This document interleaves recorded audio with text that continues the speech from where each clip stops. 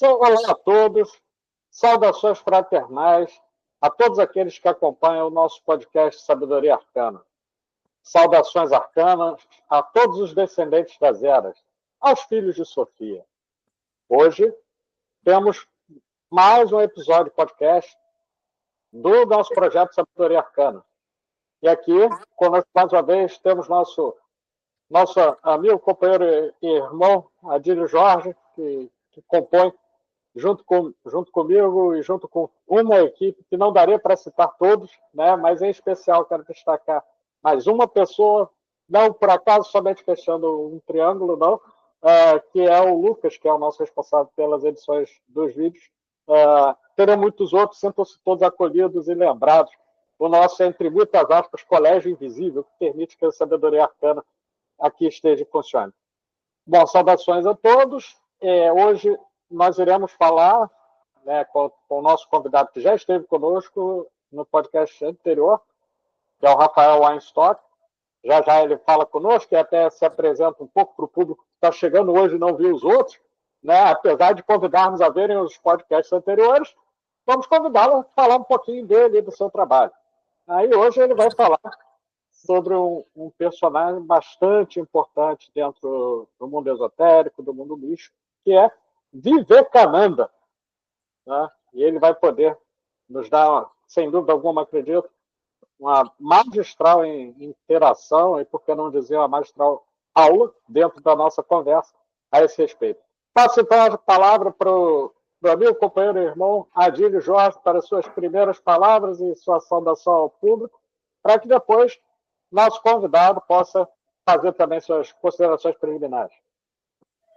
Olá a todos, saudações arcanas. Olá, Rafael, nosso querido amigo, mais uma vez aqui com a gente. Olá, meu irmão Pablo, todos os ouvintes, aqueles seguidores nossos que estão sempre mandando mensagens e sugestões ao longo do mês, né? Quando entra o nosso podcast no dia 1º, ao longo do mês a gente recebe sempre um retorno e sugestões, críticas, são todas muito bem-vindas. É sempre um prazer poder estar aqui discutindo sobre algum tema da tradição e levando para as pessoas mais alguma informação, tentando contribuir, como a gente recebe. Eu estou meio que resumindo até algumas frases que eu recebo, às vezes pelo Instagram, ou pelo Facebook. Eu, às vezes, até quando descobrem meu WhatsApp, de alguma maneira, que a sabedoria arcana acaba orientando algumas pessoas até a procurar determinados caminhos ou encontrar alguma leitura, alguma forma de orientação interior para a vida, ou até mesmo exterior para a vida dessas pessoas. Então, é muito gratificante para a gente. E obrigado, Rafael, por fazer parte desse trabalho, está podendo contribuir aqui com a gente mais uma vez. Então, é isso. Certamente vai ser um tema muito importante que temos... Eu não vejo muita coisa sobre Vivekananda que não seja, talvez, no próprio nicho, né, do Vivekananda, e aqui o Rafael vai poder fazer essa contextualização que é muito importante para a tradição iniciática.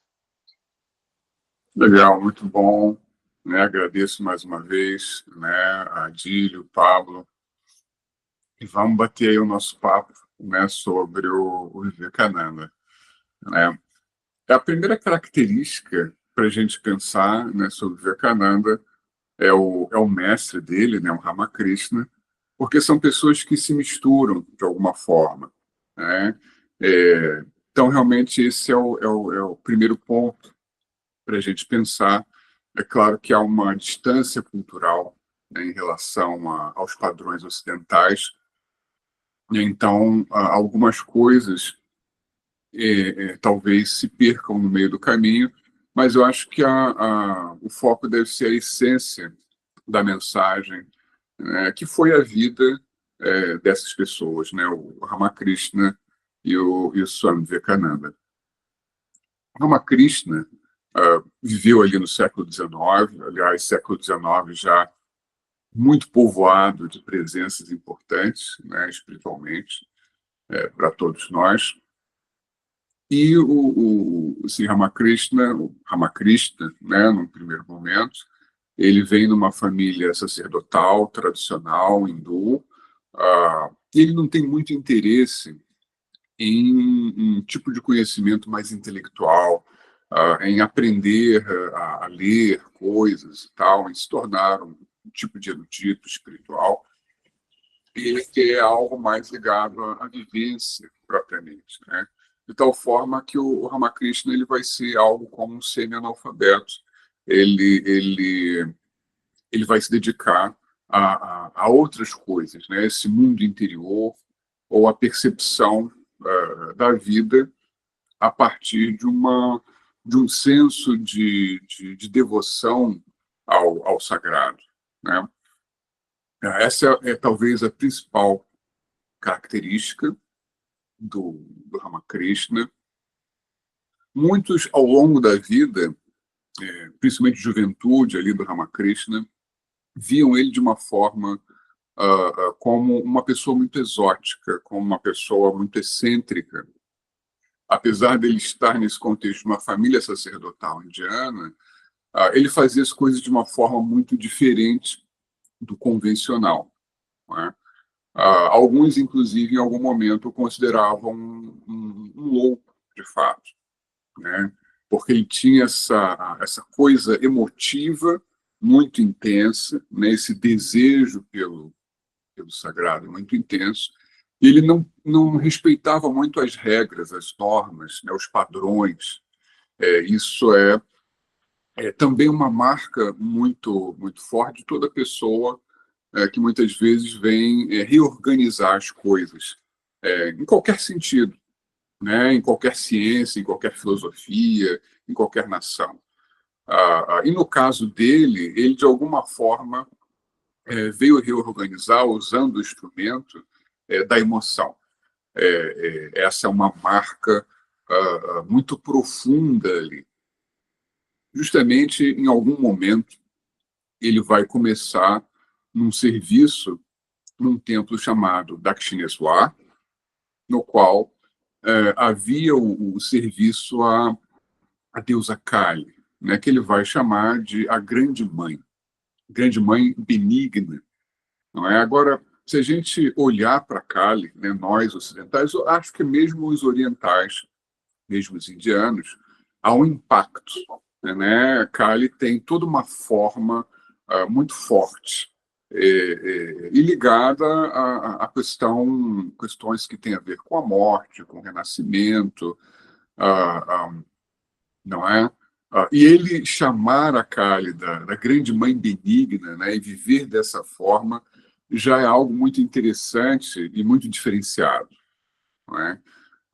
Uma cena que eu gosto muito, essa cena, e já é interessante para a gente introduzir um pouco das fontes, né, que falam sobre o Ramakrishna. Ele não nos deixou nenhum escrito, então ele entra para essa categoria de pessoas como um Sócrates, né, como na nossa tradição aqui do ocultismo ocidental, um Philippe de Lyon, que viveu uma vida extraordinária, mas não escreveu os seus ensinamentos.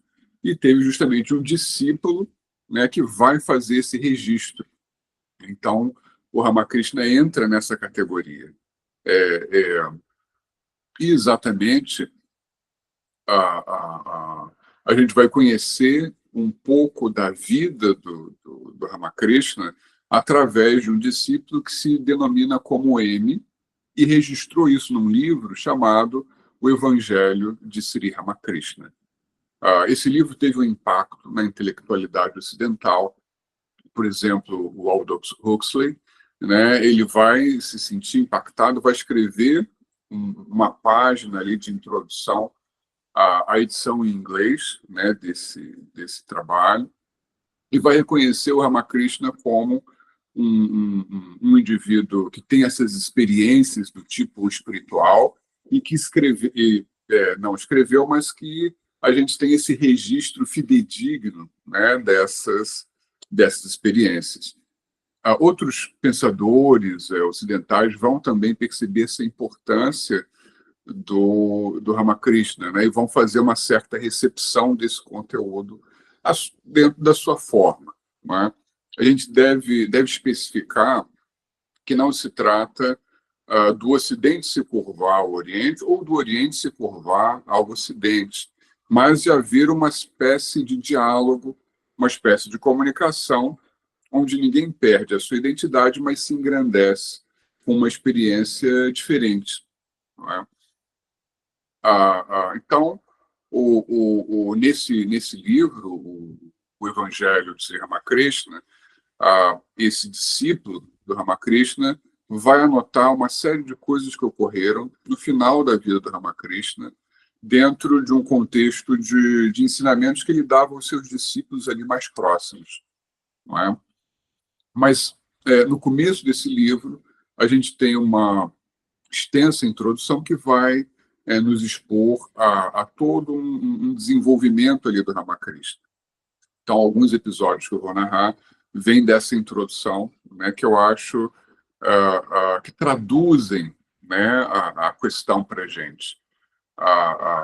E exatamente tem esse momento onde o Ramakrishna já estava ali em Dakshineswar e ele estava jogado no chão do templo, esperneando, chorando, né, como se ele estivesse sofrendo profundamente. E entra um pessoal ali para visitar o templo ou para fazer alguma coisa no sentido do sagrado, né? E olhando o Ramakrishna, perguntam, ele perdeu algum parente? Não é? Quer dizer, entenderam que todo aquele sofrimento só poderia ser pela perda de um ente querido. Não é? Entretanto, o Ramakrishna estava chorando dessa forma porque ele ainda não tinha tido a experiência direta ou a revelação da deusa Kali, a qual ele adorava efetivamente. Não é? Quer dizer, ele estava num projeto espiritual onde ele precisava, era uma necessidade ter essa revelação, ter esse momento. Não é? E não ter esse momento era algo que tornava a vida dele algo incompleto ao extremo. Não é? Então, isso também traduz algo que o próprio Ramakrishna e o Swami Vivekananda vão nos trazer como ensinamento, dessa disposição do indivíduo a querer viver o sagrado como um objetivo máximo, da mesma forma como uma pessoa precisa do ar, precisa da comida, tem essas necessidades vitais. Não é? Eles entendiam que o modo de vida espiritual é um modo onde o indivíduo tem essa necessidade do sagrado da mesma forma como as outras necessidades. O Ramakrishna, então, nessa forma de ser, é muito própria, muito peculiar e excessiva a seu modo, né? Obsessiva ao seu modo, e com as pessoas considerando ele já algo como um louco, né? Ele vai ter acesso, ele vai conhecer uma sacerdotisa, uma monja, que tem essa linhagem tântrica, mas me parece outras linhagens também, que vai ser uma espécie de mentora para ele. E ele vai, num momento decisivo, perguntar para ela: você acha que eu sou louco? E ela vai dar uma resposta também magistral, dizendo: olha, existem loucos de todo tipo no mundo. Existe aquele louco pelo dinheiro, o louco pelo trabalho, né, o louco pela sensualidade, e existe o louco pela divindade, que é o seu caso. E realmente é algo que traduz esse sentido do que ele foi efetivamente. E eu entendo que, se a gente pegar um modelo muito diferente do Ramakrishna, como Sócrates, a gente vai ter a mesma coisa, aquela determinação para com os seus princípios, ao ponto de dar a sua vida se for preciso. Não é? Resumindo, né, sintetizando, num momento muito especial, também narrado nessa introdução do Evangelho do Ramakrishna, há essa narrativa onde o Ramakrishna não teve ainda a vivência direta da revelação de Kali, e ele começa a pensar na inutilidade da sua vida sem esse momento, sem essa vivência profunda. Ele faz essas perguntas do tipo, como se ele estivesse num diálogo com Kali, né? Perguntando: por que, Kali? Por que você não se revelou para mim? Por que você não se revela para mim? Né? A minha vida perdeu o sentido, né, no momento em que você não se revelou para mim. E ele vai ter esse pensamento extremo de tirar a própria vida, né? Porque ele não vê mais sentido. E nesse momento ele vai ter propriamente essa revelação, essa interação com a divindade Kali. Aí a gente tem um ponto de mudança, onde ele se reencontra com um conteúdo espiritual mais profundo dele mesmo, e ele vai ter algo diferenciado para oferecer às pessoas que estão ali próximas a ele. Essa monja, essa sacerdotisa que fizemos referência, ela vai montar uma espécie de conclave de vários sacerdotes hindus para analisar o Ramakrishna, né? Ela tinha essa crença de que ele era uma encarnação divina, mas ela vai chamar todos esses outros, me parece que é um tipo de procedimento que eles têm, né, numa situação como essa, e todos vão chegar a essa conclusão de que ele é uma encarnação divina, mas de um tipo específico e raro, que tem a ver com a devoção, né, a chamada Bhakti, né, pelos hindus. E ele mesmo, quando eles estão reunidos, ele fala: eu não sei nada do que eles estão falando. Né? Eles estão falando que eu sou uma encarnação divina, mas eu não sei nada disso.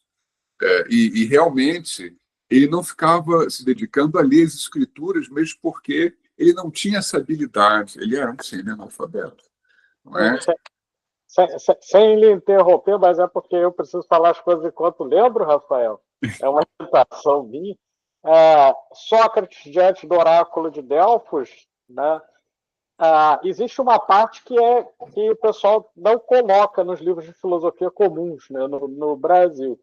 Mas, assim, o oráculo de Delfos, num dado momento, né, que era dedicado a Apolo, né, só trazendo para o nosso público essa informação, se dirige até ele com um dito oracular, dizendo: és o homem mais sábio da Terra. E a resposta de Sócrates é magistral, porque ele responde: disso que me dizes, só sei que nada sei. Aí o pessoal do Brasil colocou: só sei que nada sei. Não, não é isso. É por quê? Porque daquilo que estava sendo dito, ele não tinha ciência, porque ele não compartilhava daquela informação oracular. Né? E, no entanto, ele não ouviu o que estava dizendo, nem afirmou. Ele só disse: eu não sei. E me parece um pouco a postura, né, do Ramakrishna nesse sentido. Verdade. Não nego, não afirma, mas confessa naquele momento que ele não conhece o que está acontecendo. Desculpa a interrupção, mas eu não podia deixar de fazer esse paralelo com o Sócrates. Muito bom. Deixa eu aproveitar a interrupção e só para contextualizar para os nossos ouvintes. Ele era um semi-analfabeto, mas ele vinha de uma tradição, só para ver se eu entendi, porque o Ramakrishna vai ser como se fosse o mestre do Vivekananda, né, que é o tema do nosso podcast. Mas a família dele tinha algo de sacerdotal, ele trazia alguma coisa mínima nesse sentido, ou ele realmente só se encontrou nessa revelação em relação à devoção, à Bhakti? Né? Em que momento ele já trazia alguma coisa, ou essa chave virou nessa iluminação, vamos dizer assim, como acontece, né, ao longo da história com tantos outros personagens? Não, exatamente. Ele vinha de uma família sacerdotal mesmo, de uma casta sacerdotal, né? Então ele já estava nesse contexto das pessoas que cuidam do espiritual. A diferença o interessante, né, o diferente para a gente pensar, que apesar dele ter vindo de uma casta sacerdotal, ele trouxe algo muito diferente do convencional. Não é? É o típico reformador que vai está próximo daquele contexto, não é? Mas ele vai olhar para aquilo e vai falar, não, vocês de alguma forma perderam o significado, não é? Que é essa mesma questão do Sócrates, do Platão, não é? E a gente percebe essa tensão entre o reformador e o seu contexto social, religioso, né? É sempre um perceber as limitações, né? Um explicitar as limitações do ser humano. Quer dizer, o sábio, de alguma forma, ele está falando, olha, se nós não percebermos as nossas limitações, né, nós não vamos chegar muito longe. Nossa sabedoria não vai valer muita coisa. Não é? Agora, no caso do Ramakrishna, a gente tem algo menos racional, não é? E que vai rompendo por outros ângulos os padrões, né? São essas intensidades, esses ímpetos emotivos pelo sagrado, né? É muito interessante como no Sócrates, não é? A gente tem talvez uma postura da humildade intelectual, não é? Muito sublinhada, muito marcada, e algo que vai dialogando com o outro, fazendo essa distinção. O outro que se acha, né, um conhecedor, e aí ele vem com a humildade intelectual dele, vai quebrando, né? Isso existe realmente no Ramakrishna, né? Como ele é iletrado, os letrados se sentem de alguma forma constrangidos. Isso ocorreu ao longo da vida dele, depois que ele se transformou no grande Sri Ramakrishna. Os letrados vinham desafiá-lo, né? vinham contestá-lo. Quem é esse, né, indivíduo? Né? Só que isso acabava constrangendo o indivíduo que vinha testá-lo, né? E aí volta a gente a esse tema de o que é essa sabedoria, né? Quer dizer, não é algo intelectual, não é algo descritivo, não é? Tem que ter a ver com uma vivência, né? Tem que ter a ver com o que você consegue realizar dos ideais que você acredita, não é? E isso realmente me é muito marcante, tanto no Sócrates quanto no Ramakrishna, forma um par muito interessante de raciocínio, o estar disposto a tudo, né? O estar disposto, inclusive, a perder a própria vida pelos seus princípios, não é? Se a gente pensar um intelectual contemporâneo, qual intelectual contemporâneo que vive dessa forma, né? Que doaria a sua vida pelos seus princípios, não é? Então, isso faz uma divisão e nos dá um padrão de raciocínio interessante, né? Então, o Ramakrishna, depois desse conclave, né, que a gente colocou, ele vai ser considerado essa encarnação divina, e ele não vai parar, né? Para não ser muito longo, né? Ele vai procurar várias linhagens hindus, porque há uma infinidade, né, de abordagens dentro da questão hindu, e vai atingir a iluminação em cada uma delas. Uma coisa que é muito interessante é um sacerdote do tipo Vedanta, né, que é essa linhagem unicista, né? Isso é interessante porque a gente já pode introduzir o que vai ser a doutrina, tanto do Ramakrishna quanto do Vivekananda. Eles colocam como essa ideia do Advaita, né, o não dualista. Quer dizer, há uma unidade maior de todas as coisas e todos nós fazemos parte desse algo divino maior, né, dessa divindade suprema, né? Então, eles têm essa ideia da unidade maior de que todos nós fazemos parte dela. Há movimentos hindus que se colocam como dualistas, por exemplo, né, que já são o contrário dessa visão unicista, não é? Mas então, em algum momento, um sacerdote dessa linhagem visita o Ramakrishna, se coloca de uma forma misteriosa, porque ele não chamava essas pessoas vinham né, até ele. E ele vai aprender, ele vai querer aprender essa tradição, né? E a narrativa das testemunhas, né, vamos colocar assim, das pessoas que estavam ali, ele vai trilhar esse caminho em 4 dias. Né? Quer dizer, ele vai atingir a iluminação dentro da proposta que esse sacerdote trouxe em 4 dias. E o próprio sacerdote vai dizer, eu demorei 40 anos, né, para fazer isso. Né?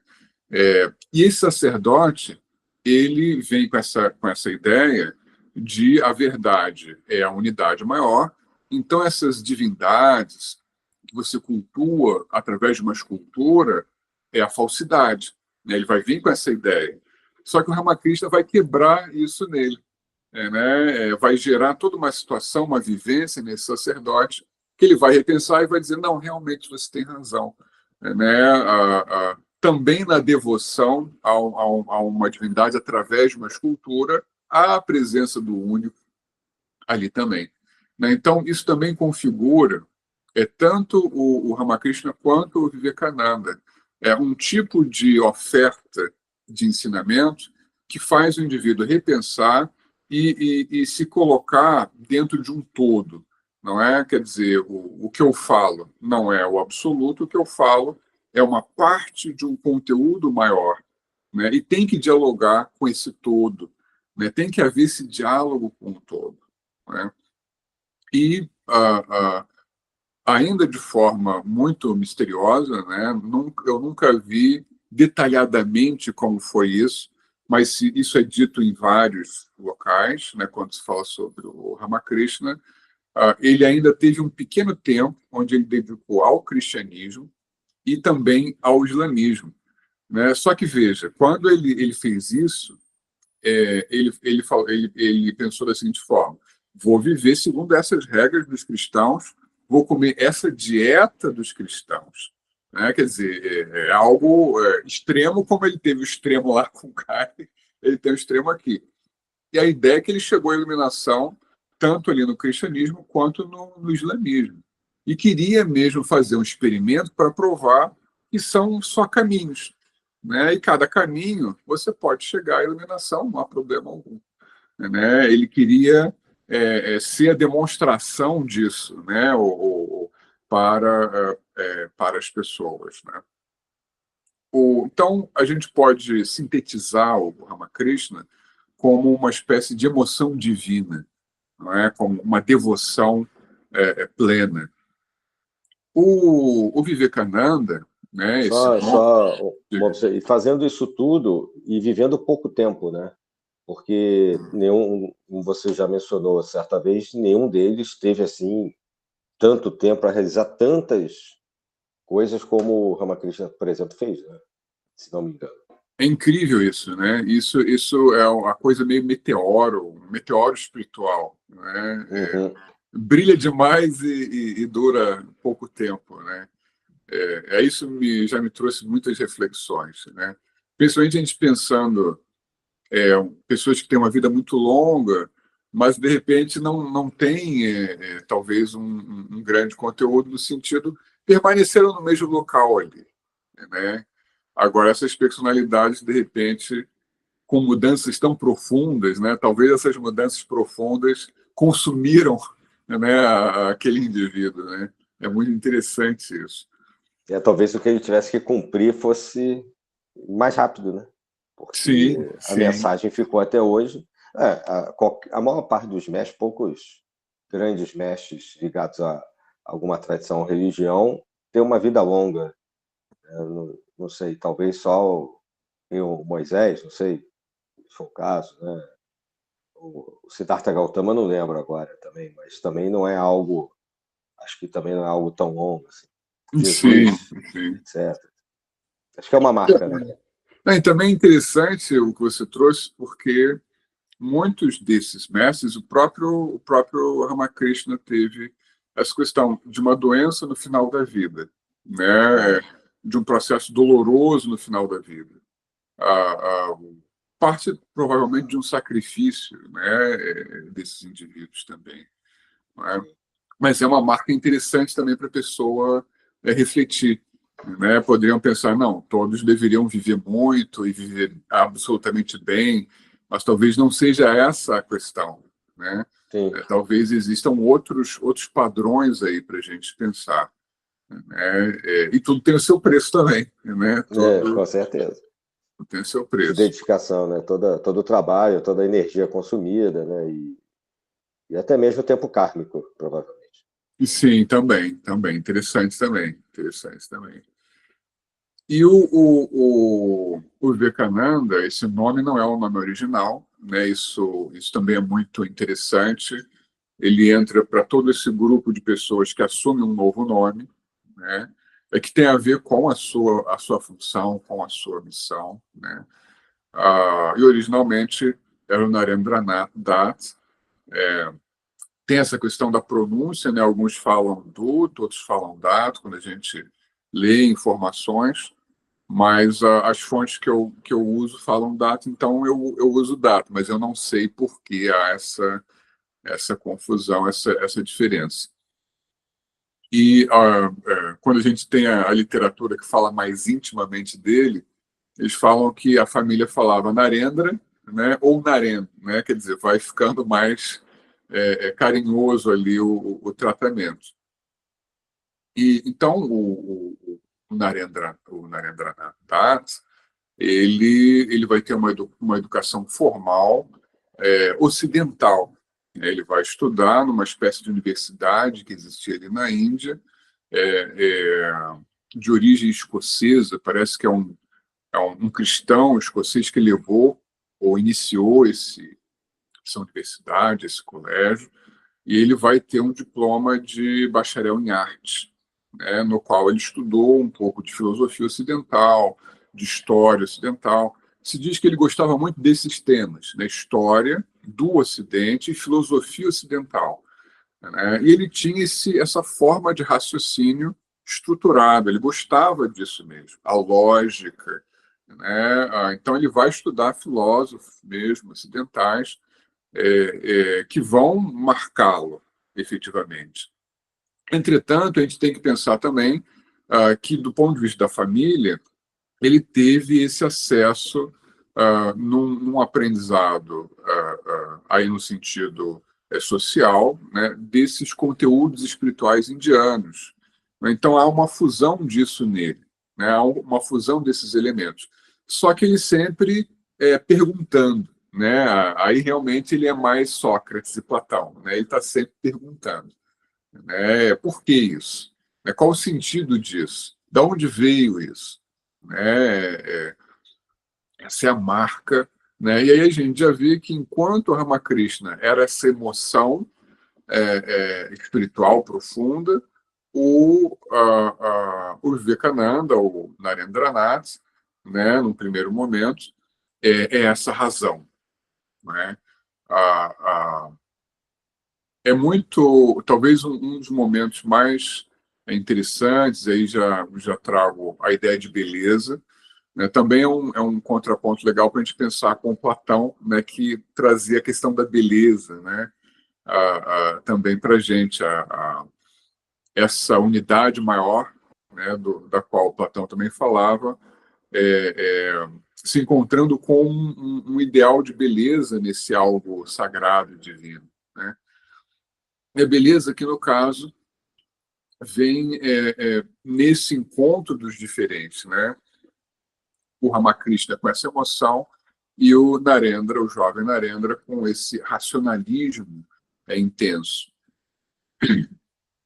Exatamente, eles vão se encontrar nesse tal templo de Dakshineswar, dedicado ali a deusa Kali. O Ramakrishna, nesse momento, já é o grande Ramakrishna, não é? Ele não só considerado uma encarnação divina, mas trazendo todo um conteúdo espiritual, né? Fazendo os seus ensinamentos para o mundo. Não é?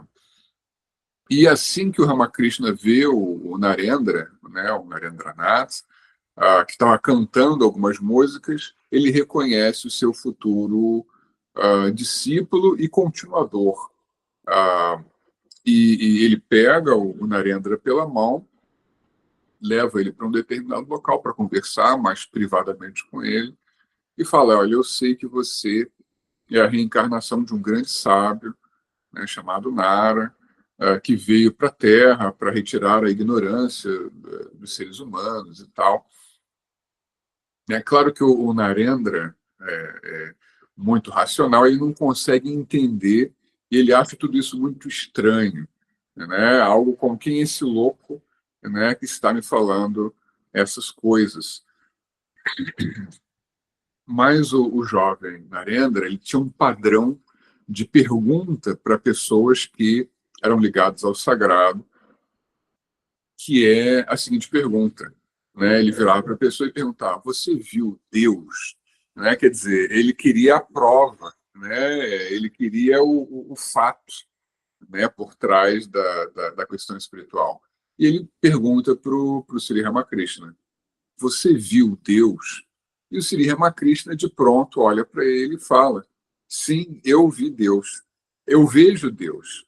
Né? E eu vejo Deus apenas mais claramente do que eu vejo você. E isso realmente marcou ali o Narendra. Né? Ele não esperava por essa resposta, né? Com uma convicção tão profunda. Não é? É a convicção de quem viveu, né? É a convicção da experiência consumada. Né? E a partir disso começa uma relação profunda entre os dois, uma relação certamente de amor, né? No sentido mais profundo entre os dois. Embora o Narendra não compra, nesse momento, as ideias do Ramakrishna. Ele, inclusive, ele vai rir de muitas dessas ideias.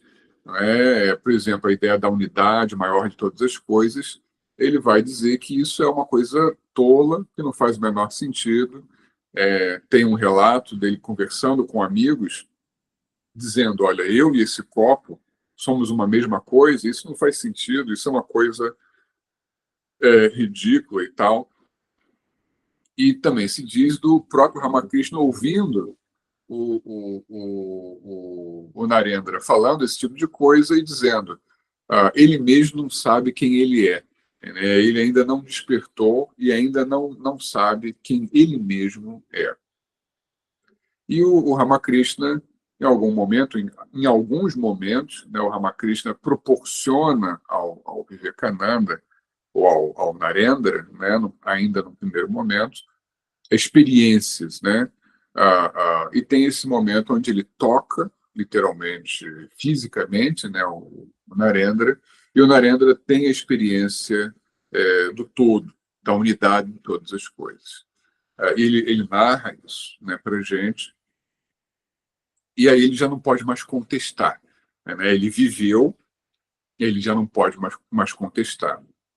Então, esses vários pontos que a gente foi narrando, procurando falar desses episódios, vão se traduzindo nos ensinamentos do Vivekananda mesmo. Né?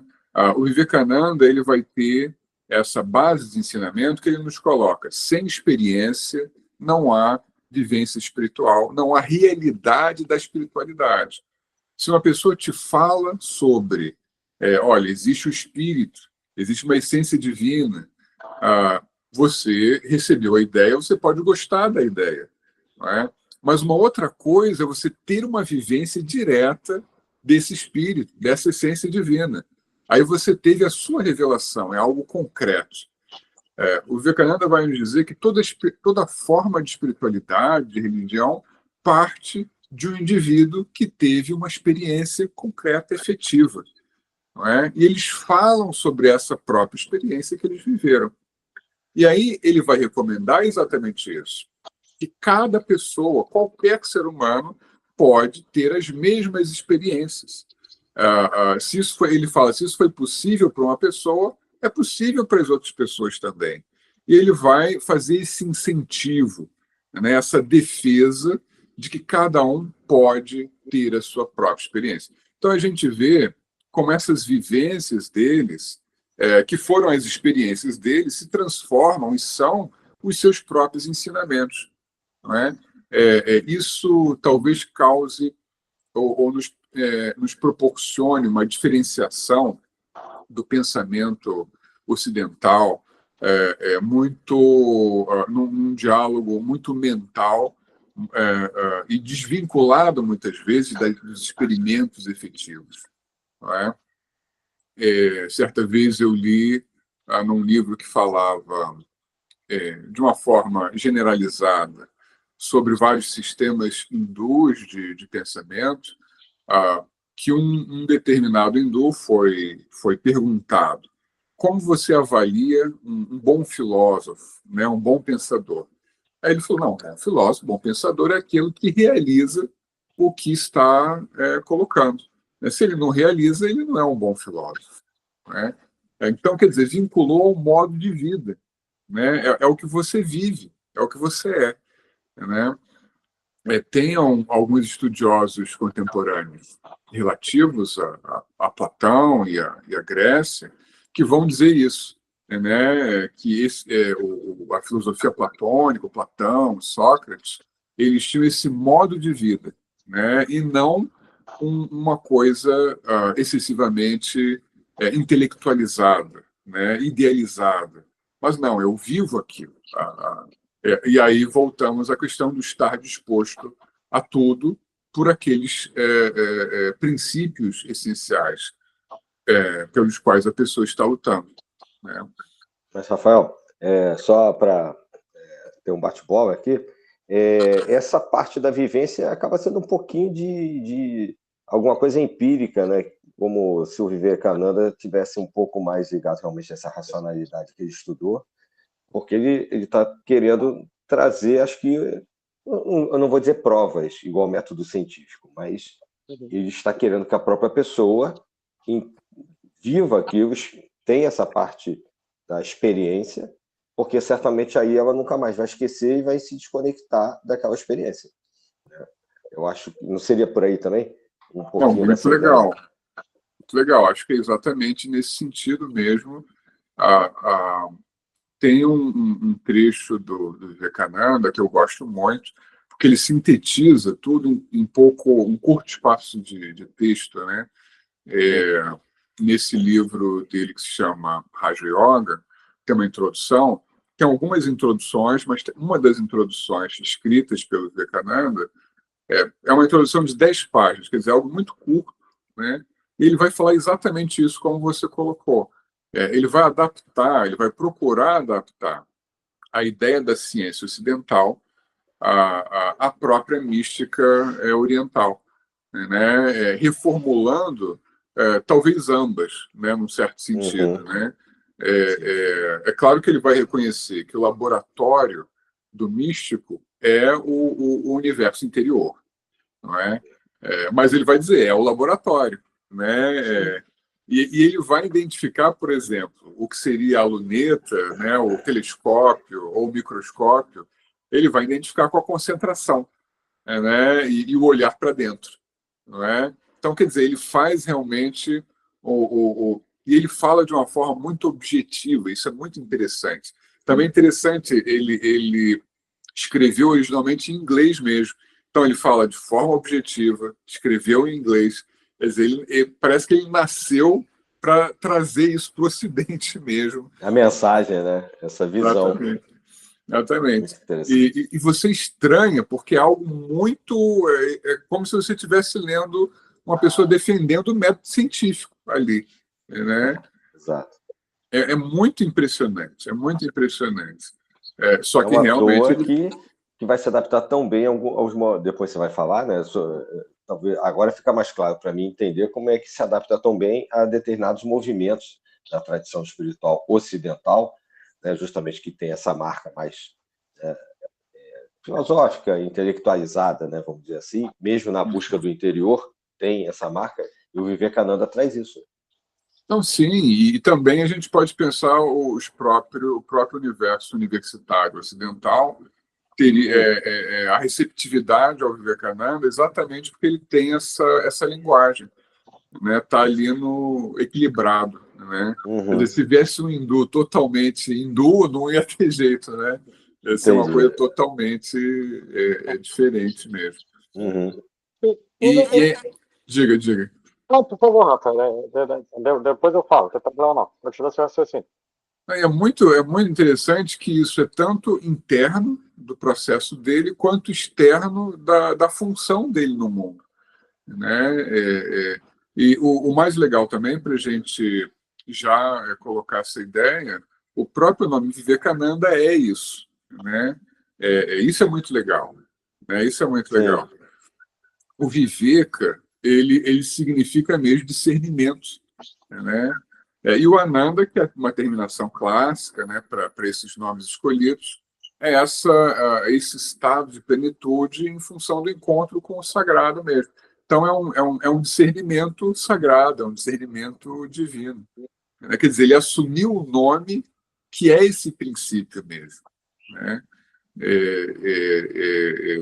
E não por acaso, né? Ele relata que ele foi conversando com algumas pessoas sobre adotar esse nome, né? E que tem a ver com esse princípio, né?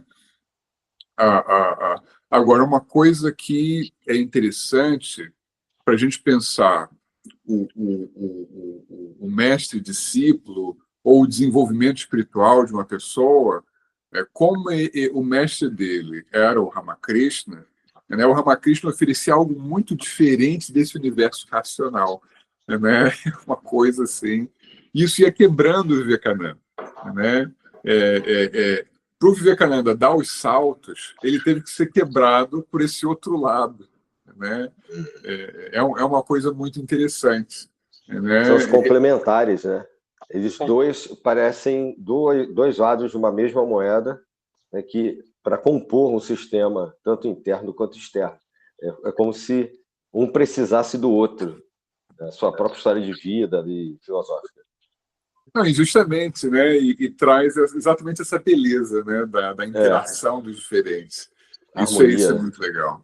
A harmonia, exatamente, a harmonia, né? Isso é muito, muito bacana e muito próprio, e também se transformou no ensinamento deles, né? Também se transformou, né? No legado.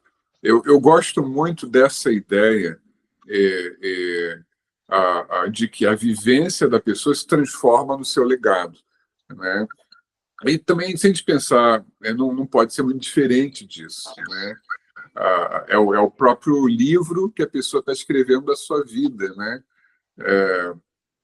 E talvez o indivíduo ocidental, hoje não só ocidental, se ele entendesse mais o valor de se aplicar, né, ou de correr certos riscos em viver mais intensamente a aventura da vida, talvez encontrasse mais satisfação, né, em viver. Né? Exatamente.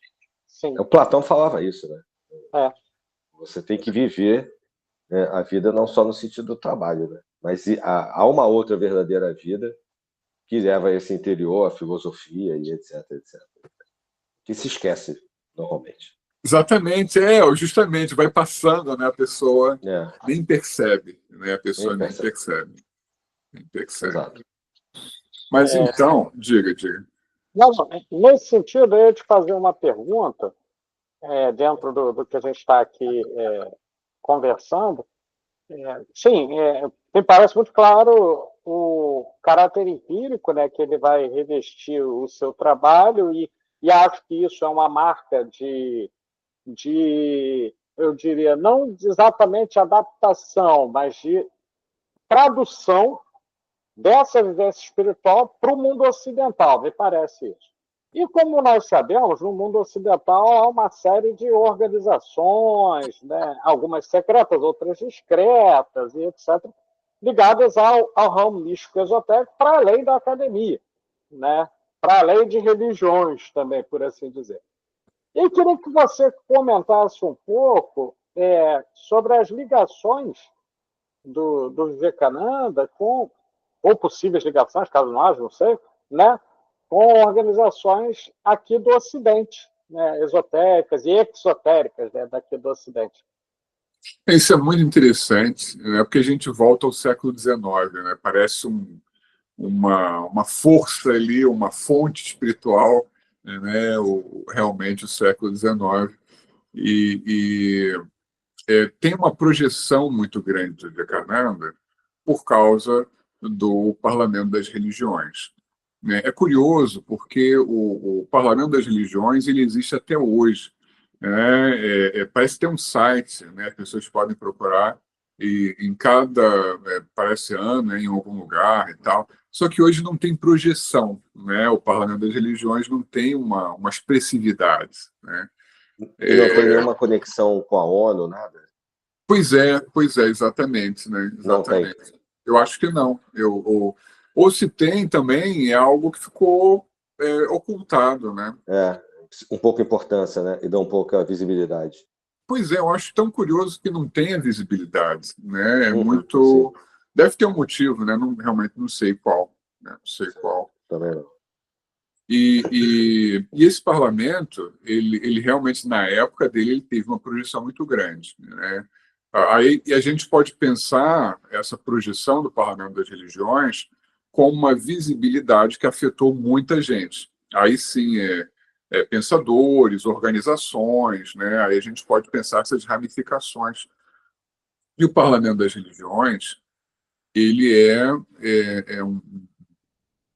uma espécie de subproduto, né, de um evento maior em comemoração aos 400 anos da América, né, lá em Chicago e tal. E uma pessoa, né, um chamado Charles Bonney, ele vai ter a ideia de incluir esse Parlamento das Religiões. Não sei exatamente como ele teve esse acesso, esse poder de criar o Parlamento das Religiões, mas que bom que ele criou, né? E colocou num evento com caráter muito materialista, claro, que, claro, um evento como esse é uma celebração da indústria, dos feitos, né, desse tipo de coisa.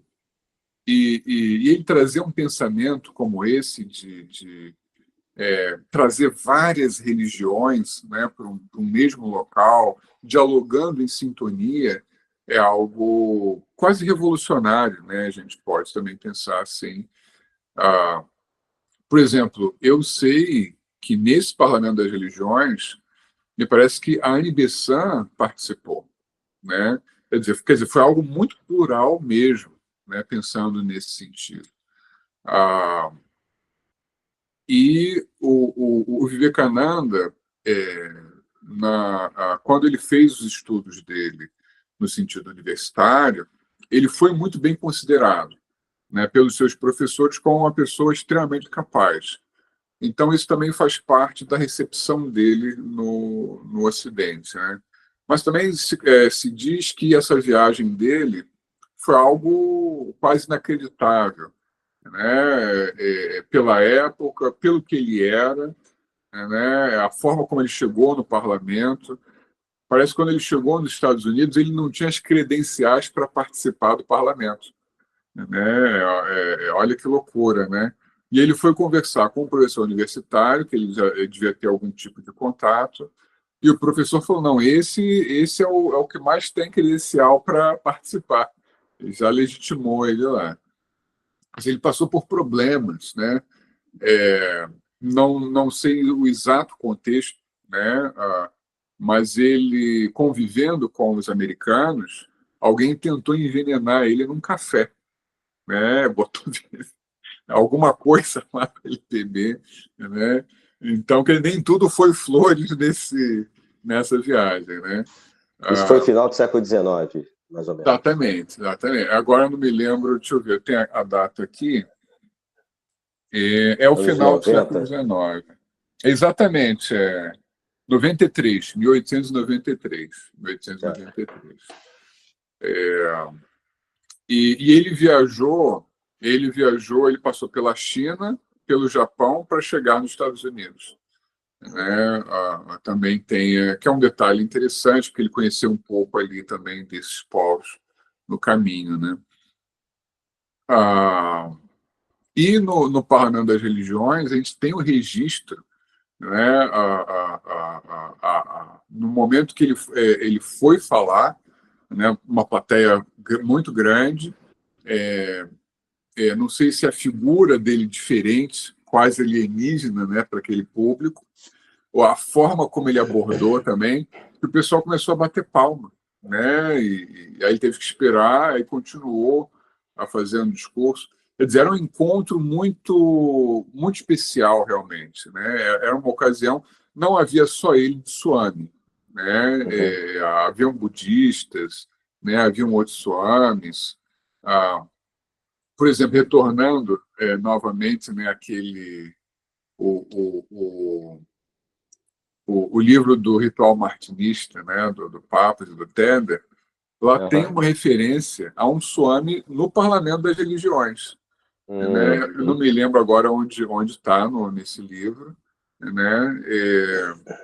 É um outro Swami, não é o Vivekananda. Né?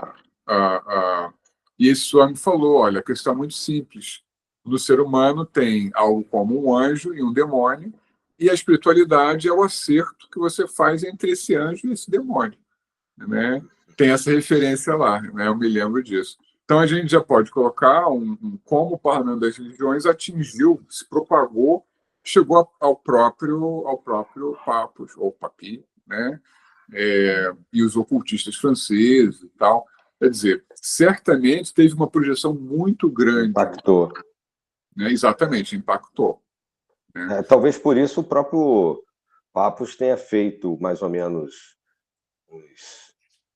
na primeira década do século seguinte, eu não me lembro agora se foi em 1909, 1908, um congresso espiritualista em Paris. E nesse congresso, né, participaram vários representantes de organizações, inclusive a Anne Besant, se não me falha a memória, assim como a fundadora também dos direitos da Ordem Nacional dos Direitos Humanos, etc, etc, etc. Então, eu acho que naquele momento mágico aí do século XIX, em que tantas coisas surgiram, né, e se organizaram, e você está citando alguns aqui, e foi que, pelo menos até começar a Primeira Guerra Mundial, acabou continuando, né? Foi um processo que foi, pelo menos, até aquela problemática toda da dissolução a partir de 1914, né? Aquela confusão. Mas acho que é um reflexo, não sei, me ocorreu isso. Porque não, bem interessante. Tem certa similaridade. Só que ali era voltado só para as ordens iniciáticas, esse congresso espiritualista. Muito famoso, tem até uma foto, existe uma imagem, né, que mostra eles estão como se fosse no palco, tem a plateia, e esses dignitários todos sentados em fileiras, um atrás do outro, né, com seus paramentos, alguns com seus paramentos, inclusive. René Guénon. Fantástico, né? Fantástico, fantástico. E tem um artigo do Papos, o Papi, né, que ele coloca bem essa ideia, né? Não me lembro agora o título, mas ele vai falando da antiguidade e de uma certa universalidade da espiritualidade na antiguidade, né? Esse mútuo respeito, né? Vamos dizer assim, o Deus que aqui a gente fala o nome grego, a gente identifica ali com o Deus egípcio, que identifica com o Deus mesopotâmico, né? Ele tem um livro pequenininho que é Pensamento Editor, que eu não sei se existe mais, que apesar de ser específico, é exatamente nessa vertente, que é o que deve saber o mestre maçom. Você já deve ter visto. Sim. É bem fininho, e não sei se ainda é editado, e ele faz a comparação de várias tradições para falar sobre a questão da maçonaria, etc. E ele faz esse passeio, justamente. É muito nessa esteira do que a gente está conversando hoje. Bom, muito bacana. Eu acho que a gente pode mesmo falar do século XIX, as fontes do ocultismo ali, com Eliphas Levi ou Blavatsky, com grandes expoentes, né, o próprio Papos, todos com um pensamento universalista mesmo, né, proporcionando essa reflexão. O Parlamento das Religiões a gente pode pensar como uma dessas iniciativas, também com cunho universalista, né, com um diálogo entre os vários, né. A gente pode pensar uma marca espiritual que vários foram interpretando ou realizando como podiam, né, essa talvez determinação, vamos dizer assim, de uma origem superior, né, algo bem interessante mesmo, bem interessante mesmo. Como lembra também o Vivekananda, me ocorreu aqui, hoje a gente fala tanto de ciências das religiões e se leva isso para a academia, né? O quanto esse exemplo é importante, enquanto o parlamento das religiões também parece que se reflete nessa discussão da tolerância religiosa. Existe até passeatas do Rio de Janeiro, etc., sobre a tolerância, que é um problema que a gente tem no mundo ainda, né, infelizmente, e mesmo aqui no Brasil começamos a ter também, que era um país bem... teve seus problemas no início do século XX, século XIX, em relação à matriz africana, mas depois a coisa parece que estava mais tranquila e agora a gente voltou a ter. Então, é um exemplo interessante de uma proposta de uma convivência e tolerância religiosa que é bem atual. Não, muito importante, muito importante. Olha, é a atualidade, né? Algo totalmente atual, né? Totalmente atual. E ele tem um discurso que ele faz, que eu gosto muito de um parágrafo que ele coloca, onde ele expressa sinteticamente todo esse sentimento, todo esse ideal de uma confraternização, de uma fraternidade verdadeira, né? Onde ele vai dizer exatamente que o cristão não precisa se converter ao budismo, o budista não precisa se converter ao cristianismo, e assim por diante, não é? Mas um precisa absorver a experiência do outro, sem perder a sua identidade, né? E realmente me parece brilhante, né? Talvez o medo de muitos seja essa perda da identidade. Mas quando ele coloca dessa forma, olha, você pode receber o que o outro está te trazendo sem perder a sua identidade, ele dá uma chave muito interessante, né? Muito, muito legal para a gente pensar. Verdade. E realmente ele tem vários discursos, né? Tem vários discursos no Parlamento das Religiões que foram anotados, e é um material que vale muito ser explorado realmente, né? Como a gente está falando, dialoga intensamente com necessidades do hoje mesmo, né? Agora, um outro lado que tem a ver com o que a gente está falando, né? Que é a mesma coisa, né? É a pluralidade também, né? É a forma como o Vivekananda trouxe o seu ensinamento. Ele vai falar de 4 formas de yoga, né? Aliás, yoga é um tema importante. Só para completar também o que o Pablo tinha perguntado, do Parlamento das Religiões, a gente vai ter essa ramificação, né, esse impacto, e aí muitos vão receber isso mesmo. A gente colocou esse exemplo do Papos, né, tendo uma receptividade do Parlamento das Religiões. No Brasil, a gente vai ter essa questão do círculo esotérico, né? Certamente o Antônio Olívio Rodrigues, ali em 1907, ou 1900, vamos colocar 1900, né? Ele estava nessa onda do impacto, porque isso foi em 1893, então, tipo, 7 anos atrás, teria acontecido um grande evento, né, de caráter espiritual. Então, a pessoa está naquela onda do impacto, né? Então, realmente, o Antônio, né, esse imigrante português, né, que veio para o Brasil muito jovem e tinha essa aspiração espiritual, ele, recebendo esse impacto, falou, não, opa, o Vivekananda é um desses que estão me inspirando, eu vou pegar ele para ser um patrono, né, para ser um modelo espiritual, né? Talvez o século XIX ele tenha sido um momento para muitos modelos, né? Isso parece. interessante. E é interessante que depois parece que sumiu, né? Os modelos. Pois é. Nós vivemos eles até hoje, na verdade. A impressão que dá é essa, né? Que tudo isso que a gente herdou dessas personagens, você citou Antônio Olívio Rodrigues e aí outros que beberam dessas fontes, a gente vive delas até hoje. A Morque começa, o Spencer Lewis, em 1909, é iniciado na França, em 1915 ele começa a Morque. Também não é próximo, não é distante, desculpe, desse momento, né, do círculo esotérico da Comunidade do Pensamento e do Parlamento das Religiões, da Ordem Martinista de papos e etc. E que tem uma proposta também universalista em relação à tolerância entre todas as religiões. E se estuda e se discute isso, inclusive, nos seus ensinamentos. Mas é engraçado, e depois, é o que eu falei, depois da Primeira Guerra Mundial, tem-se um certo histórico dentro das tradições que parece que a gente hoje ainda vive esse eco, porque o que veio depois são desdobramentos desses movimentos e desses pensadores, dissidências e tal, formalizações filosóficas, teóricas, tá? Mas sempre calcado nesse momento, vamos dizer assim, meados do século XIX até mais ou menos 1914, 15, por aí.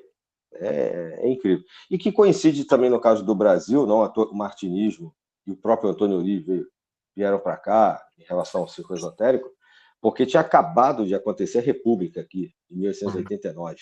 Em 1893, se a gente for pensar, isso está me ocorrendo agora, né? Em 1893, justamente ali perto de 92, que são os 400 anos da América, você tem o Parlamento das Religiões e esses movimentos todos. E o movimento republicano ele é contrário a um movimento de religiões únicas, de religiões de Estado teocráticos, né? De movimentos teocráticos. E, aliás, esse é um dos discursos dos republicanos no Brasil, né? Porque a religião católica era a religião de Estado. Na República você não tem uma religião de Estado, é um Estado laico. Então, acho que isso tudo, até mesmo aqui para o Brasil, né, vai facilitar, né, o Dário Veloso, o Instituto Tempo Pitagórico, etc., ele também, né, vai entrar em contato com esse conhecimento todo, vai lá para o Sul, o Lawrence, né, tem um grande contato com o Antônio Rodrigues. Não, muito legal. Aqui, é um brainstorm. Não, muito legal. É como se fossem umas correntezas, né, de movimentos históricos, né, e situações que surgem. Muito, muito legal, muito legal. Que a gente vai percebendo um contexto maior, né, desse fenômeno. Né? Quando vai conversando, a gente começa a juntar peças, né, e vai percebendo que é um mosaico muito maior do que parece. Sim. Agora, a principal organização, né, que vai perpetuar esses ensinamentos do Vivekananda é uma organização que ele vai criar, que ele vai chamar de Ordem Ramakrishna, né, em homenagem ao Ramakrishna. Sim. Que existe no Rio, inclusive. Existe, exatamente. Eles se apresentam como Vedanta, né? É uma forma de Vedanta, mas é interessante, né? Porque é uma Vedanta revisitada, repaginada, né? Você ainda tem uma forma mais tradicional de Vedanta na Índia, né? Ou talvez formas, né? E eles trazem, e é interessante que eles põem o altar deles, por exemplo, com o Ramakrishna, a foto do Ramakrishna, a foto do Vivekananda, a foto da esposa do Ramakrishna. Isso também é um detalhe legal, interessante para comentar. O Ramakrishna casou de forma tradicional, né, na Índia, só que a esposa se adequou perfeitamente ao que era o Ramakrishna. Ela também tinha essa devoção, né? Então foi um casamento espiritual. Nunca houve a consumação no sentido físico do termo, né? E ela, inclusive, depois que ele morreu, ela continuou a obra do Ramakrishna. É muito interessante, muito, muito bonito, né? Verdade. E aí tem a foto do Ramakrishna, do Vivekananda, da Sarada Devi, né, que é ela, e de Jesus, né, de Jesus. Muitas vezes você também tem alguns templos deles, o Buda também. Então, quer dizer, aquela coisa bem universalista mesmo.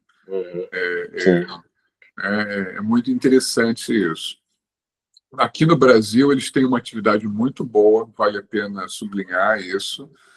Eles têm feito recentemente reedições da obra do Vivekananda, têm traduzido coisas que não tinham sido traduzidas ainda para o português, né? Esse que eu citei no começo, o Evangelho de Ramakrishna, eles estão reeditando agora, acho que tem poucos meses que eles fizeram uma edição nova, muito bonita, muito bem feita. Então tem um trabalho muito bom deles, realmente, muito bom mesmo. A Ordem Ramakrishna parece que se ramificou, né? Então parece que tem mais de um grupo da Ordem Ramakrishna. essa seria a organização mais diretamente ligada a esses ensinamentos deles, né? Mas como é algo muito maleável, realmente se adapta muito facilmente, né, aos vários contextos, né? Então, aí sim, o ensinamento do Vivekananda, ele também vai ter esse caráter multifacetado, né, da mesma forma como a gente está falando dessa pluralidade, né? E ele vai falar em termos de yoga. Então, aqui, para a pessoa que nos ouve, principalmente no Brasil, né, a gente tem um yoga como sinônimo de ginástica, né? Então, esse é um ponto que a gente tem que retornar na reflexão, até porque isso está muito enraizado, né? Mesmo pessoas mais espiritualizadas, eu vejo mesmo esse sentido de ginástica pura e simplesmente, né, de yoga, né? Enquanto realmente a palavra, não há nenhum mistério nisso, isso é muito conhecido, ela significa reunir, né? É um vocábulo que literalmente significa reunir, né? E reunir nesse contexto o ser humano ao divino, né? Quer dizer, se todas as pessoas que falam vou fazer uma aula de yoga, né, eu vou ali na academia fazer yoga, tivessem indo se reunir ao divino, seria um mundo talvez muito diferente, né? Mas não é o caso. Então, é da gente trazer esse sentido do termo, né? E fazer as pessoas refletirem, né? Um pouco sobre isso. Então, o Vivekananda, ele vai escrever 4 livros que são o seu ensinamento, que são justamente 4 formas de yoga. Então, ele vai dizer Karma Yoga, que é karma nada mais a ação, né? Então, ele está falando se reunir ao divino através da ação, né? Essa é a ideia. Depois, o Bhakti Yoga, que é a devoção, né? Como a gente colocou ali do Ramakrishna, né? Então, é o caminho de se reunir ao divino pela devoção.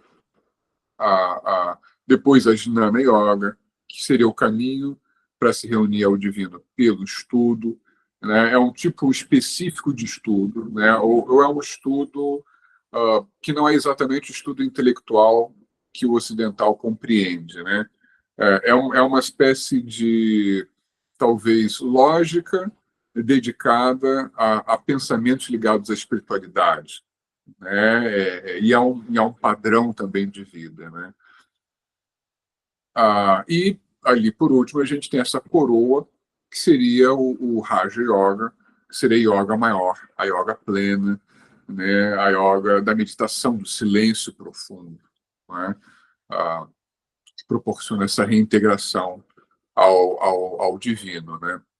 E que é muito adotada como modelo máximo por algumas Modelo organizações, como a MOC, a Sociedade Teosófica, colocam com bastante ênfase essa questão da Raja Yoga. Não sei no caso do círculo esotérico, mas Não, é colocado claro, como se fosse a claro. coroa realmente dessa união, né? Ou dessa reunião. Reunião. Não, e é muito legal comparar, né, como a gente tem essa questão do martinismo, do Papos, do Papi, no caso do Santo Martin, o que é colocado como a via cardíaca, né, que é esse caráter devocional, com a Bhakti Yoga, né? Quer dizer, mostrando que, na verdade, é a mesma coisa, né? Com nomes diferentes. Claro que a forma vai ser um pouco diferente, mas quando a gente pensa em cristianismo, o aspecto devocional é muito intenso, é muito profundo, né? Ao longo do tempo, com muitas pessoas vivenciando isso, né? Então, quer dizer, não é, na verdade, algo alienígena à nossa vivência, né? Pelo contrário, né? É algo que dialoga diretamente, né, com a nossa vivência. A gente vai ter os exemplos comparativos, né? É muito. E no martinismo, essa questão da reintegração, né, ao absoluto, né?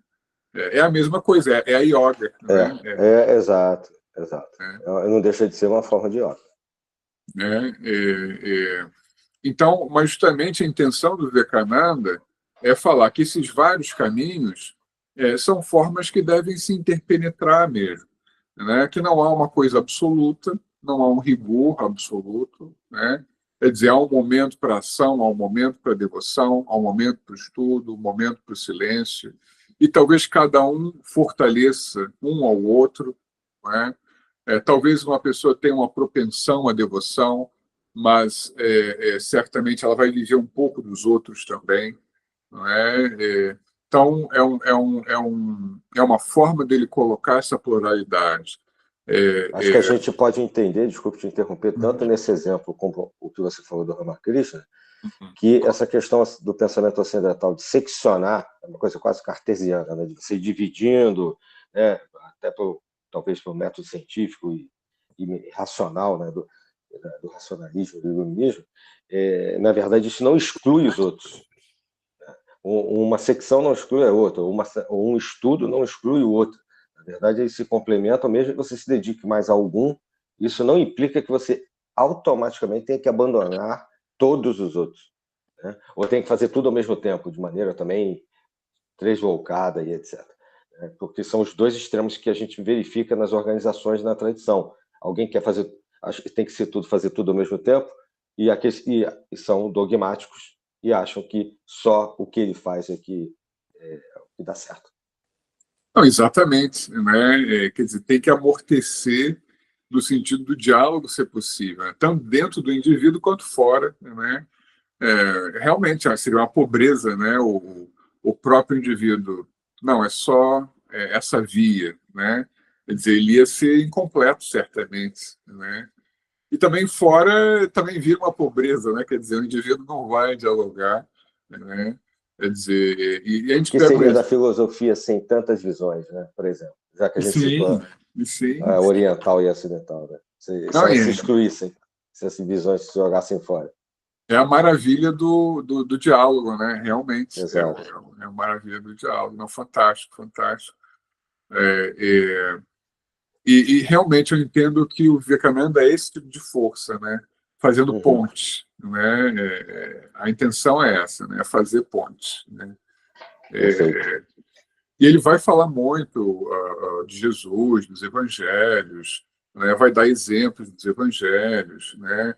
Quer dizer, há um esforço, né? Há um esforço para olhar o outro e trazer o outro junto, né? Isso é talvez uma simplificação do que o Ocidente complica muito, né? Eu acho. Realmente, e a gente vai encontrar o modelo do Yogananda também, depois com a selfie, né, que veio fazendo exatamente isso. Assim, não me lembro agora, mas certamente estudou Ramakrishna, eu sei que ele estudou, mas o Vivekananda muito provavelmente, mas quando ele leva para os Estados Unidos, inclusive onde está em Los Angeles até hoje, o movimento da selfie, é isso, são as várias religiões, são os vários pensamentos, não tem essa excludência, e é a união do Oriente com o Ocidente mesmo, o que é uma forma de reunião. De novo. Sim, boa, exato. Outra yoga, né? Outra yoga. E ele ele propõe mesmo, né? A Kriya Yoga, ele vai propor, que são práticas, né? Só para um exemplo de quanto esse movimento do século XIX, né? De vez em quando eu estou lembrando aqui de alguns que se influenciaram, ou receberam essa influência. A Kriya Yoga, ou Kriya Yoga, né? Depois, se você até quiser, para fechar, falar sobre essa questão, né? Yoga ou yoga, né? Eu acho que é interessante a sua opinião, né? Para a gente ir fechando, mas a Kriya Yoga da selfie, do Yogananda, tem essa proposta também, não só da conexão com o Criador, né? Você consigo mesmo, mas também da compreensão do estudo de várias outras tradições e religiões. Muito bacana, muito bacana. E realmente é isso, né? Acho que a síntese é esse ímpeto, né, de estabelecer essas relações, tanto internamente quanto externamente, de uma forma saudável, né? É o ideal da fraternidade humana, né? Ou a busca em viabilizar essa fraternidade humana, né? Que tem que começar por dentro e terminar por fora, né? Essa questão da palavra yoga é muito interessante, porque justamente quando a gente tem o yoga, né, começou a aparecer há pouco tempo, a gente tem o preciosismo do estudo do sânscrito, né? Eu acho interessante pelo lado de desenvolver algum conhecimento sobre o sânscrito, né? Mas a gente tem também algo extremamente problemático quando a gente vai para uma fala correta, vamos dizer assim, mas esquece ali o significado, né? Então é uma época estranha nesse sentido. Talvez não seja a nossa época, né? Porque Sócrates e Platão já estavam guerreando com isso lá atrás. É exatamente esse problema, né?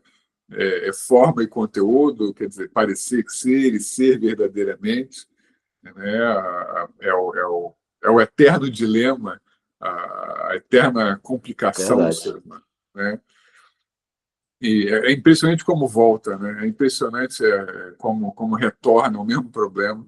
E, e justamente a pessoa ter a ideia, por exemplo, um livro que eu tenho como referência, um autor muito legal, importante citar para quem quer entender melhor esse universo hindu, né, é o Heinrich Zimmer, né, um alemão. E tem em português esse livro maravilhoso que é o Filosofias da Índia, né? Eu acho magistral realmente o Zimmer. Ali eu consegui ter um panorama das várias tendências, das várias linhas deles, né? E, por exemplo, numa determinada página ele fala o Upanishad, que é um termo muito falado, né, tal, nesse tipo de conhecimento. Aí ele fala a palavra Upanishad não tem plural, segundo ele, no sânscrito. Ele era um sânscritista, né, ou algo assim.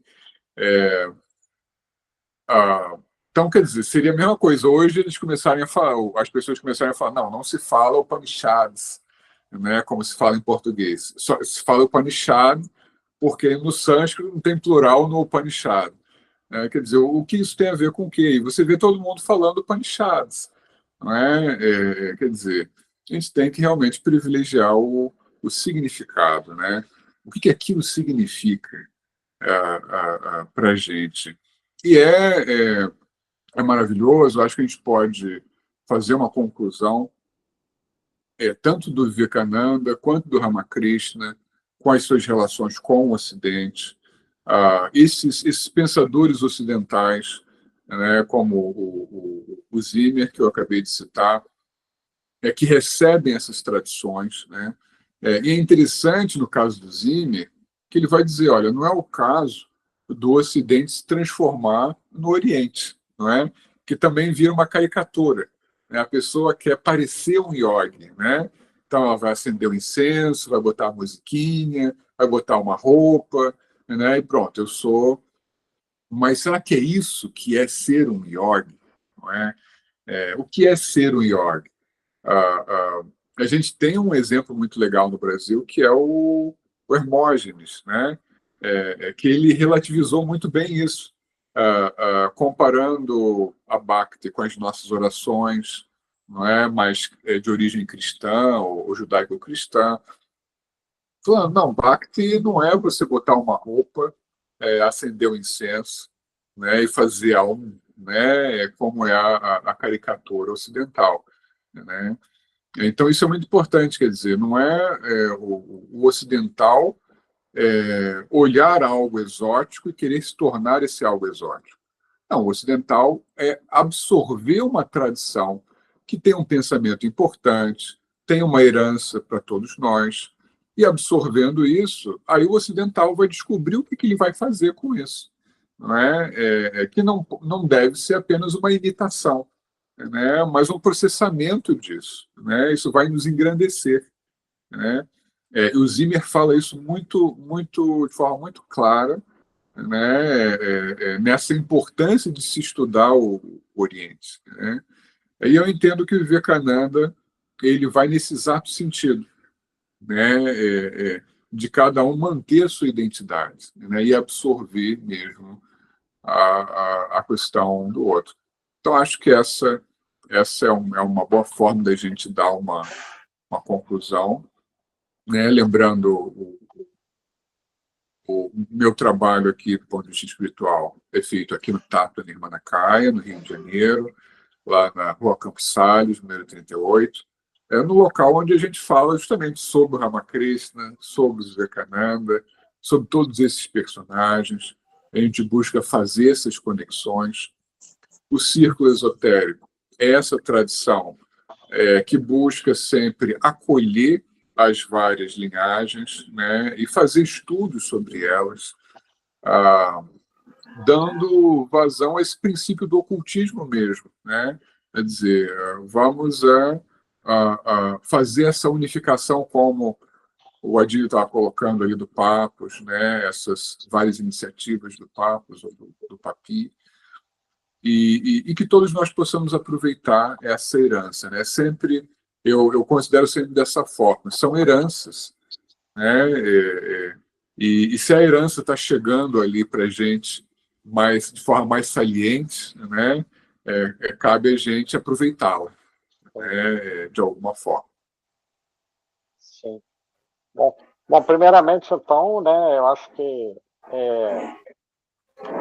vamos agradecer muito ao Rafael por essa brilhante, né, exposição de um trabalho que, de outra maneira, muitas pessoas não teriam conhecimento, né? Nós estamos caminhando para o nosso encerramento, e aí gostaríamos de ficar algumas horas aqui, essa é a verdade, mas as limitações de formato, de tamanho, etc., que os nossos programas possuem, né, nos pedem que a gente tenha um fechamento. E então, gostaria só de tocar alguns lembretes rápidos e depois passar a palavra para o Adílio, aqui presente, e depois para o Rafael fazer as suas considerações finais. Lembretes rápidos, não deixem de nos acompanhar no site www.sabedoriaarcana.com.br, nas redes sociais do Sabedoria Arcana, no Instagram, TikTok, Facebook, e também no YouTube. E então, eu, nesse momento, faço minha consideração final, me despedindo do público, agradecendo muito ao Rafael por tudo que tem compartilhado para nós, e passo a palavra ao irmão e companheiro de projeto Adílio Jorge, para que também faça suas considerações finais, e passe posteriormente para nosso convidado. Bom, eu só tenho a agradecer, né? Agradecer ao Rafael, que mais uma vez se predispôs a ficar aqui com a gente para poder compartilhar esse conhecimento que é tão importante, que talvez seja um pouco negligenciado. O que nos pareceu, quando pensamos nessa proposta desse podcast, que não ficasse só restrito a alguns círculos, né? Alguns grupos, e que realmente a gente possa, de alguma maneira, levar para as pessoas que nos acompanham, e de uma forma mais pública, como é a Sabedoria Arcana, mas essa personagem importante. Então, obrigado, Rafael. Possamos estar juntos, não só fisicamente, mas também por aqui, muitas e muitas vezes, levando algum tipo de ajuda que, como eu já disse no início, a gente recebe como retorno e agradecimento, e que também nos torna gratos perante o universo de poder estar, de alguma maneira, trocando com as pessoas aquilo que a gente vai acumulando, vai estudando, vai fazendo ao longo do tempo. É isso. Deixar minhas saudações arcanas, meu agradecimento ao Rafael, Pablo. Passo a palavra para que a gente possa encerrar. Um abração. Maravilha. Não, agradeço, né, novamente, Adílio, Pablo, sempre muito bom estar aqui com vocês e ter esse clima, né, de bate-papo, de diálogo sobre esses assuntos maravilhosos, né? Todos possamos ser sempre abençoados com esses ensinamentos. É isso. Muito obrigado. Que assim seja.